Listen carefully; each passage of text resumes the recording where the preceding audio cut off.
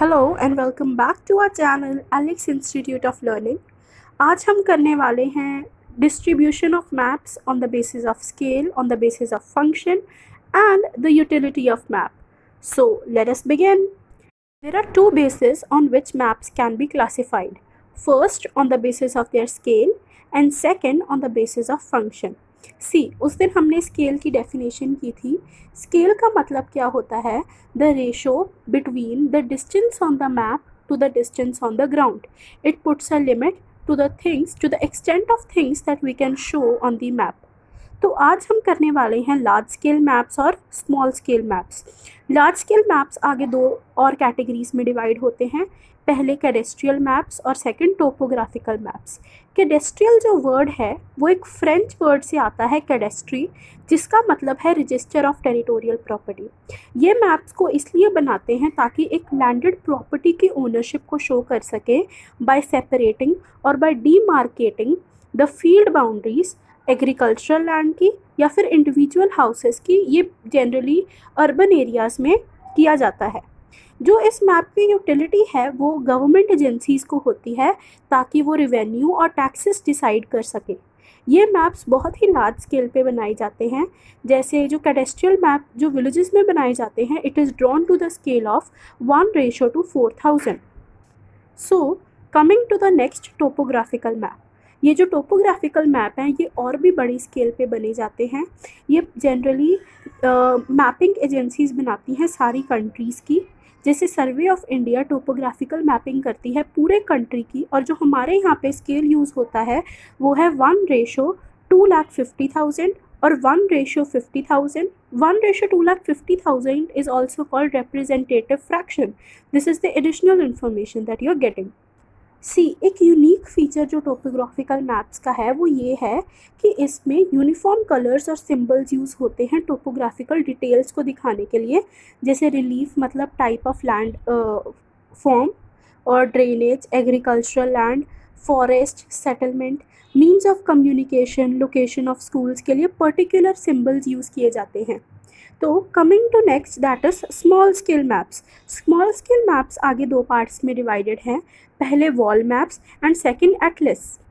देखो wall maps हम बड़े पेपर पे बनाते हैं, बट उसका जो बेस प्लास्टिक का होता है ताकि वो क्लासरूम्स और लेक्चर हॉल्स में यूज़ हो सके. The scale of wall maps is generally smaller than the scale of topographical map, और जो इसका स्केल है वो एटलस मैप से बड़ा होता है. एटलस मैप्स बहुत ही छोटे स्केल के मैप्स होते हैं. ये बहुत बड़ा जियोग्राफिकल एरिया रिप्रेजेंट करते हैं.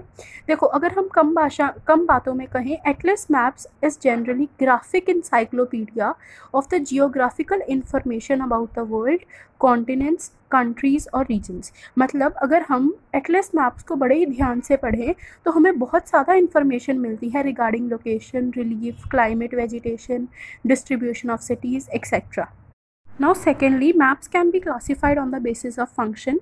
जैसे पॉलिटिकल मैप का जो फंक्शन है वो है एडमिनिस्ट्रेटिव डिविजन्स के बारे में इंफॉर्मेशन देना, और जो सॉइल मैप का फंक्शन है वो है डिफरेंट टाइप ऑफ सॉइल्स की डिस्ट्रीब्यूशन को रिप्रेजेंट करना.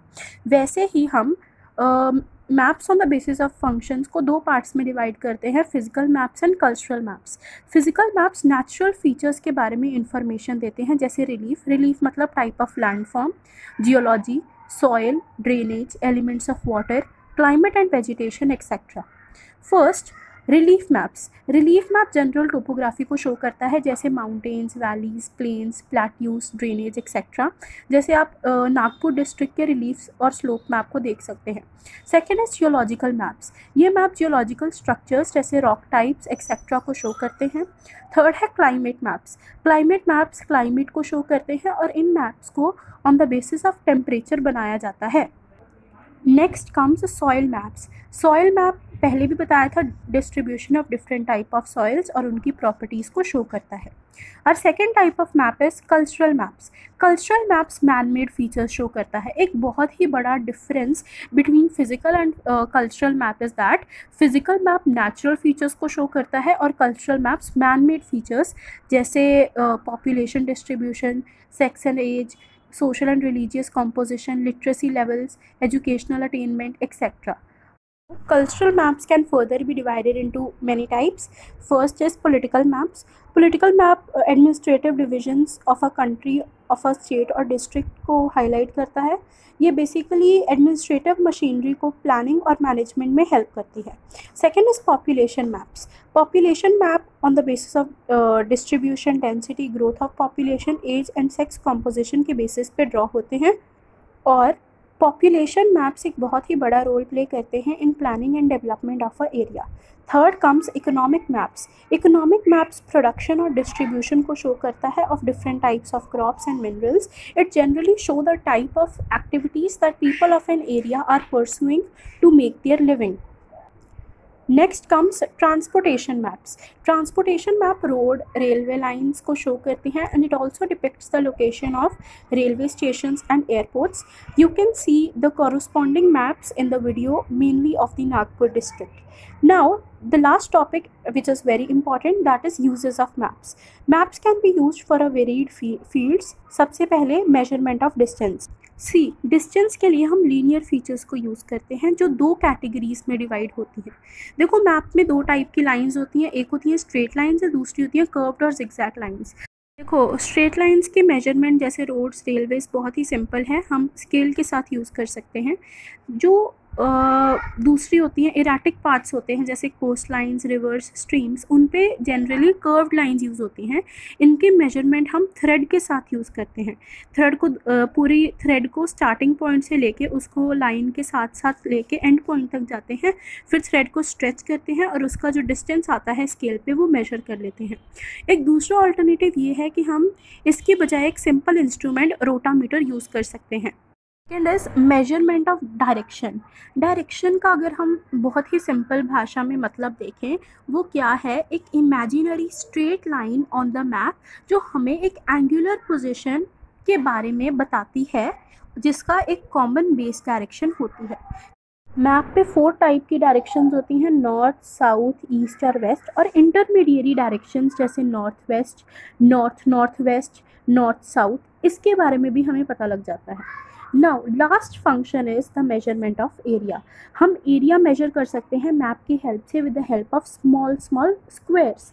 ठीक है, इसका एक बहुत ही सिंपल फार्मूला है एक जगह के एरिया को कैलकुलेट करना with the help of squares, that is area is equal to sum of whole squares, मतलब जो पूरे स्क्वायर्स आते हैं, plus sum of partial squares divided by 2 into map scale. ये हम एक दूसरे डिवाइस के साथ भी यूज़ करते हैं जिसका नाम है प्लानीमीटर, जो आप अपनी बुक्स में एक बॉक्स बनाया है उसको रीड कर सकते हो. So that's it for the video. Thank you so much for watching. If you like it please hit the like button, subscribe and comment down below. I'll be very happy. Thank you so much.